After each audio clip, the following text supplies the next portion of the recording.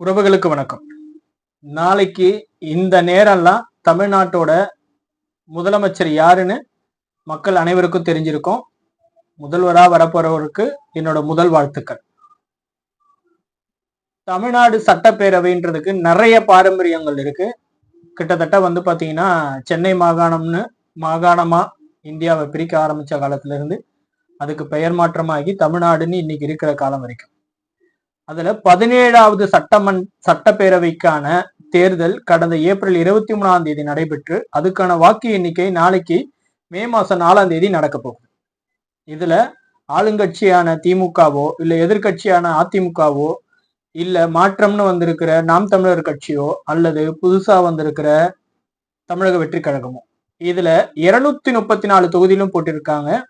இதுல முதல்வர் வேட்பாளரா நிக்கிறவங்க யார் முதல்வர்னு நாளைக்கு தெரிஞ்சிடும். பொறுத்திருந்து பார்ப்போம். நன்றி.